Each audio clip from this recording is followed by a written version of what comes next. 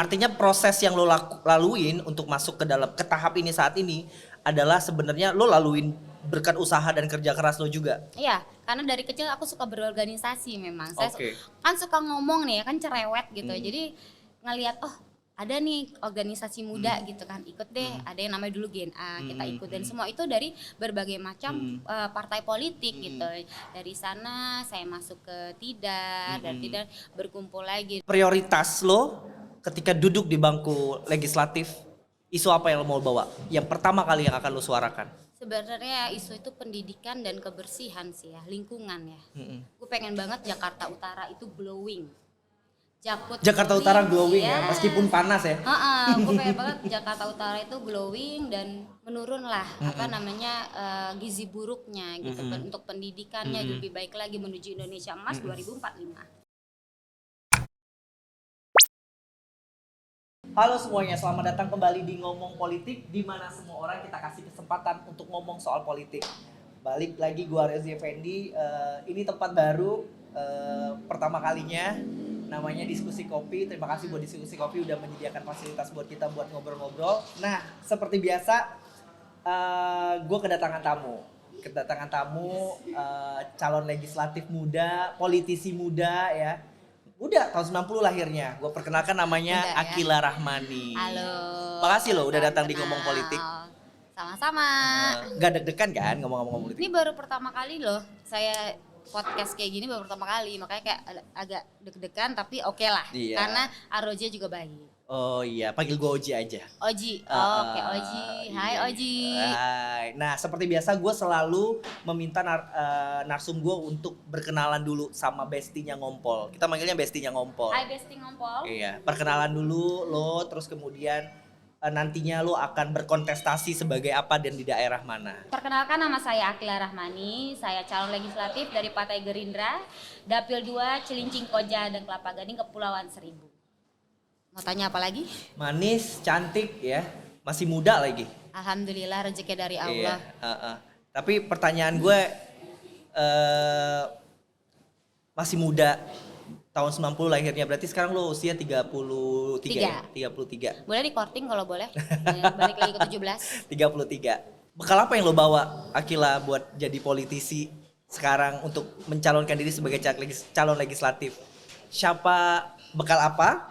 Siapa yang ada di belakang lo? Wow. Atau jangan-jangan lo berasal dari keluarga yang udah, ya kalau kata orang sekarang udah well known lah di dunia politik.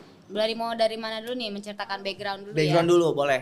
Kalau dibilang karir politik gue tuh enggak, kan dibilang mulus-mulus aja.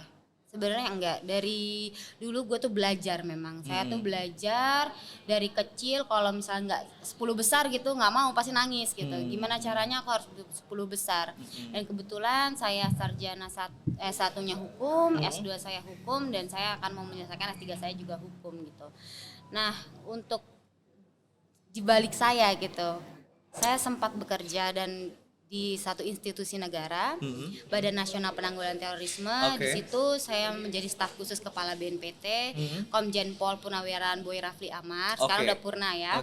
Nah di sana tuh dia menjadi mentor terbaik saya gitu. Sebenarnya bukan hanya dia saja mentor saya, ada Kasara, Rahayu Saraswati Djudjodikusumo, dia ponakan Prabowo, Sabam Raja Guguk, Aryo, Jojo Hadikusumo, Budi Jiwandono. Mereka adalah mentor-mentor jadi lo banyak terbaik. belajar dari politisi-politisi senior sebelumnya. Ya, dan yang menurut saya Pak Boy itu dan beserta istrinya membuat hidup saya tuh lebih berwarna. Dia mengajarkan saya ilmu yang tiada tara, pengalaman tiada batas gitu. Di situ yang saya disiapkan gitu untuk mempersiapkan diri saya untuk terjun di dunia politik. Dan kalau ditanya background saya dari keluarga politik, panjang ceritanya. Panjang. Jadi kakek saya itu seorang camat dulunya. Dan sebelumnya dia ada seorang tentara. Dia mempunyai 12 anak dari satu istri. Dan termasuk mama saya, mama saya nomor 11. Nah, di situ itu terlahirlah politisi-politisi hebat yang menurut saya itu paman saya dan tante Hana, dia duduk di parlemen sampai sekarang. Pak Hatta Rajasa itu paman saya. Dia dulu sempat menjadi menteri, beberapa periode menjadi Menko. Dan ada Om Hafiz Thohir, dia duduk di parlemen, ada Om Edi di parlemen juga, dan Bang Iskandar, dia bupati di Palembang. Dan menurut saya mereka itu adalah panutan-panutan saya dan politisi-politisi jujur. Kalau saya bisa menceritakan tentang mereka, saya mau menangis. Karena saya melihat mereka jadi semangat lagi. Oh, mereka bersemangat bersumbangsi untuk negara. Kenapa saya tidak? Akila, lo berasal dari keluarga politisi, berada di lingkungan itu juga berarti. Ya. Lo setuju kalau lo kalau lo dilabelkan sebagai seseorang yang punya privilege untuk masuk ke dalam dunia politisi? Kalau boleh jujur, partai yang saya anut gitu ya, saya Gerindra, dan mereka partainya Yang mungkin berbeda dengan lo. Ya, berbeda dengan. Artinya proses yang lo laluin untuk masuk ke tahap ini saat ini adalah sebenarnya lo laluin berkat usaha dan kerja keras lo juga. Iya, karena dari kecil aku suka berorganisasi memang. Saya Oke. kan suka ngomong nih, kan cerewet gitu. Jadi ngelihat ada nih organisasi muda gitu kan, ikut deh. Ada yang namanya dulu GNA, kita ikut, dan semua itu dari berbagai macam partai politik gitu. Dari sana saya masuk ke Tidar, dan Tidar berkumpul lagi. Sampai di mana batas support keluarga? Kalau support doa dan mungkin ilmu ya. Selanjutnya terserah Anda mau Iya, bagaimana. sampai sekarang pun saya didukung 100% atas kemampuan saya dan keinginan saya. Artinya gitu. gagal dan sukses lo di dunia politik ini ditanggung sendiri ya? Kalau itu iya sih kayaknya ya. Tapi udah berasal dari keluarga politisi, berada di lingkungan politisi. Seyakin itu terjun ke dunia politik sebagai calon legislatif? Kalau dibilang yakin, saya yakin. Karena apa? Saya sering melihat potensi-potensi yang ada pada diri teman-teman saya gitu. Kalau saya melihat potensi yang ada di diri teman saya, menurut saya kurang optimal gitu, saya akan dorong nge-push limit mereka. Lo bisa gitu. Dan saya lihat Jakarta ini 70%-nya pendapatan pendapatan perekonomian nasional kan 70%. Dan saya melihat potensi yang ada di Jakarta ini belum optimal. Jadi saya ada tergebu hati saya untuk oke, kita push limitnya lagi nih. Pasti bisa kok Indonesia, pasti bisa kok Jakarta ini menjadi lebih baik lagi gitu. Akila, apa yang orang-orang lain di luar pada nggak tahu tentang perjalanan politik lo? Orang pasti lihat, wah Akila gitu. Apa ya? Gue boleh jujur ya, waktu gue ngomong sama orang di luar sana, kalau gue mau wawancara Akila Rahmani, orang pasti statementnya pasti bilang, oh Akila udah jelas itu ponakannya Hatta Rajasa gitu, misalnya gitu kayak. Tapi pasti ada sesuatu orang yang nggak tahu dari perjalanan politik lo. Mungkin bisa lo sharing. Kalau misalnya pengalaman dari kenapa yang mereka nggak tahu ya, gue cuma pengen bermanfaat bagi masyarakat. Karena pesan yang gue dapat dari Pak Prabowo gitu ya, bukan kayak kalian kalau mau masuk ke dalam politik itu harus kaya dulu, harus merasa cukup dulu, baru kamu bisa masuk ke politik. Karena apa? Di saat kalau duduk nanti di suatu kursi kekuasaan gitu, nanti kamu tidak akan serakah dengan akan itu gitu. Dan ibarat kata kalau kalian lapar gitu ya, kalau kalian lapar belanja ke swalayan pasti akan memilih sesuatu yang kalian nggak butuh. Tapi kalau misalnya kalian cukup ya, misalnya kalian merasakan cukup, kalian akan mengambil apa yang kalian butuh aja. Oh gitu. Gini pertanyaan gue, tadi lo bilang partai lo berbeda dengan partai keluarga lo. Atas dasar keputusan apa yang membuat lo akhirnya memilih partai Gerindra dibanding partai pada biasanya keluarga lo pilih? Jadi gini, kan waktu itu Prabowo Hatta kan, I sempat see, berkoalisi I kan. see. Memang sahabat-sahabat aku dari partai Gerindra gitu. Nah, awal mulanya aku pindah partai, aku izin sama keluarga gitu. Bukan semua partai politik itu baik, kita mempunyai tujuan yang baik. Apa arti dari politik? Politik itu bersama-sama yang bertujuan untuk kebaikan. Okay. Nah, saya melihat bahwa karena saya kan ideologinya bela negara, dan saya memang senang sekali mencintai. Lo merasa cocok? Nah, gue merasa cocok dengan partai ini. Kebetulan koalisi, akhirnya saya izin. Saya bilang, Paman, saya ingin pindah partai gitu. Apakah boleh? Meskipun gitu. Sebenarnya itu hak politik lo ya, sebagai warga negara. Karena memang kan keluarga saya dan adik saya pun mencalonkan juga legislatif, tapi di Palembang melalui partai yang berbeda dengan aku gitu. Dan aku ngerasa kayak, dibolehkan dan didukung. Alhamdulillah sampai sekarang aku cinta sekali dengan partaiku dan apalagi dengan presidenku Pak Prabowo. Calon presidenku. Ya, calon presidenku. Oke. Akila, artinya lo melihat generasi sebelum lo di dunia politik seperti apa? Apa pelajaran yang paling penting yang lo ambil dari generasi sebelumnya, berpolitik di generasi sebelumnya dengan generasi saat ini? Lo kan representatif dari generasi milenial ya Iya. saat ini. Apa yang lo ambil pelajarannya dari generasi sebelumnya dan mungkin bisa diaplikasiin di generasi lo saat ini? Kalau generasi yang dulu tuh karena memang karena generasi yang dulu tuh kan memang belum adanya media yang banyak gitu kan ya. Zaman dulu aja mereka bisa memperjuangkan hak-hak mereka dan memperjuangkan bangsanya gitu ya dengan tanpa media yang cukup. Nah sekarang kita di mana-mana sudah ada media dan juga di mana-mana juga sudah ada apa namanya ilmu yang banyak gitu. Kenapa kita nggak bisa gitu? Kita harus bisa lebih. Dan dari yang kita contoh mereka tuh apa yang kita ambil? Semangatnya. Semangat 45 loh mereka sampai sekarang yang kita ambil, kita harus juga bersemangat kan anak muda, jangan sampai apatis dengan politik gitu. Kita harus melek karena kita harus apa? Andil dalam perjuangan Indonesia. Kita masih berjuang kok ini untuk apa? Indonesia yang lebih baik lagi. Semangat yang harus diambil dan dipertahankan. Iya. Ada nggak yang harus dirubah dari generasi sebelumnya di generasi sekarang? Yang lo kayaknya udah nggak applicable nih di generasi gue saat ini gitu. Dengan cara-cara berpolitiknya generasi sebelumnya gitu. Apa ya? Zaman sekarang kan kita udah zaman yang namanya bersuara lah. Kalau zaman dulu kan kalau mungkin tidak bisa mensuarakan mereka apa keinginan mereka dengan apa namanya dengan lantang gitu ya. Kita bisa beradu gagasan. Oke. Sebagai gue boleh bilang mantan atau masih staf khusus BNPT? Sudah tidak. Baru kan sudah ada. Oh iya. Bekas berarti ya, bekas staf khusus dari kepala BNPT waktu itu. Pelajaran apa sih yang lo ambil gitu untuk jadi bekal lo saat ini sebagai calon legislatif? Wah banyak banget. Kalau menurut saya BNPT membentuk diri saya sebenarnya.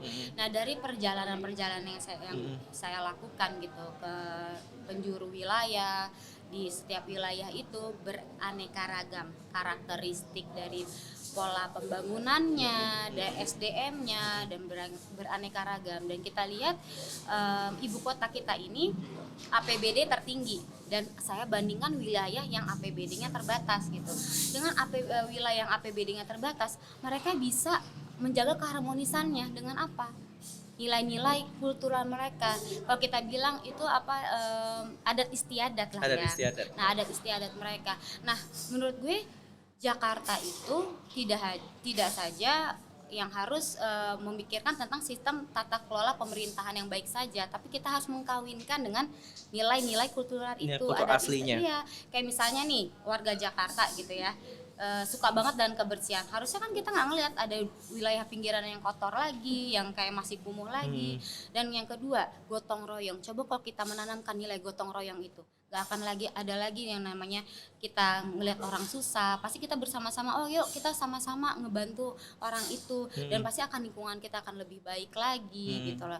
Nah, kita tanamkan saja gotong royong. Kan kita nggak bisa kerja sendiri gitu. Kita kan makhluk sosial gitu kan. Kita namanya juga manusia. Coba kalau kita bersama-sama mengerjakan sesuatu bersama-sama, pasti akan lebih cepat selesai. Gue kemarin baca visi misi lo tuh yang di-share. Tapi menurut pendapat gue masih too general gitu, general sekali. Pertanyaan gue sih simple. Prioritas lo ketika duduk di bangku legislatif, isu apa yang lo mau bawa? Yang pertama kali yang akan lo suarakan? Sebenarnya isu itu pendidikan dan kebersihan sih ya, lingkungan ya. Gue pengen banget Jakarta Utara itu glowing. Jakarta Utara glowing ya, meskipun panas ya. Gue pengen banget Jakarta Utara itu glowing dan menurun lah gizi buruknya gitu untuk pendidikannya lebih baik lagi menuju Indonesia Emas 2045. Wadaw, jadi isu pendidikan, isu kebersihan yang lo sasar. Sudah tahu komisi yang lo sasar atau belum tahu? Belum Tahu ya. Kita ikut atasan, kita ikut pimpinan, petugas partai. Ya. Karena petugas partai. Ya, kita ikut. Oke. Seperti biasa gue selalu nanya komitmennya. Komitmen lo kepada konstituen nanti jika lo terpilih sebagai anggota legislatif apa? Ini direkam ya? Ini yang paling penting nih. Aku tidak mau berjanji apapun ya, membuat janji apapun pada konstituen gue. Karena apa? Di agama yang gue anut itu janji adalah utang. Utang di apa? Ditagih di akhirat. Betul. Tapi insya Allah apabila saya terpilih menjadi wakil rakyat, saya akan menjadi wakil rakyat yang amanah. Yang menurut pesan Pak Prabowo tadi kan. Jadilah sebelum kamu masuk politik, kamu harus cukup dulu. Dan yang kedua, cukup secara finansial, alhamdulillah kan, cukup secara finansial. Jadi biar material juga sudah cukup. Kita tidak bilang korupsi ya, Iya, tapi biar kita cukup agar kita tidak melakukan kesalahan wewenang di sana lah, menyalahgunakan. Jadi nggak berpikir buat balik modal dulu ya. Nah yang kedua kan saya saat di BNPT itu saya melakukan perjalanan dinas. Di situ banyak sekali yang saya ambil dari luar negeri maupun dalam negeri. Nah, saya akan mengambil nilai-nilai positif dari sistem pemerintahannya. Saya akan implementasikan ke Jakarta Utara, kalau bisa ibu kota kita. Luar biasa. Apa yang disampaikan Akila hari ini semoga bisa didengar oleh konstituen pada dapilnya. Karena ini jejak digital akan selalu ada, Akila. Ya benar. Tolong di-cut kalau lagi dari Mbak. Bercanda. Jadi memang tujuan kita adalah untuk memberikan edukasi politik untuk teman-teman yang sebenarnya tidak begitu suka sama politik, tapi harus mengerti politik di saat mereka harus dihadapkan dengan pemilu 2024. Gitu. Apalagi yang nanti dipilihnya adalah kaum muda seperti Akila. Gitu. Ini kan waktu terbatas, nggak banyak. Tapi untuk orang lebih tahu lo lebih banyak, sebaiknya orang nggak akses lo karena butuh profiling lo. Boleh. Follow akun Instagram aku di bawah ini. Ada ya. Ada super text ya Kak. Akila Rahmani atau follow sahabat Akila Rahmani. Thank you Akila by the way atas waktunya hari ini. Terima kasih. Semoga lancar kontestasi yang lo hadapi ke depan. Pesta demokrasi. Betul, pesta demokrasi ke depan. Oke, Besti Ngompol, cukup sekian konten ngomong politik episode kali ini. Terima kasih juga untuk diskusi kopi. Hari ini sudah memberikan tempat yang begitu luar biasa. Jangan lupa disaksikan konten ngomong politik di YouTube channelnya Peto Network dan di follow sosial media accountnya ngomong.politik di TikTok dan di Instagram. Sampai jumpa pada konten berikutnya.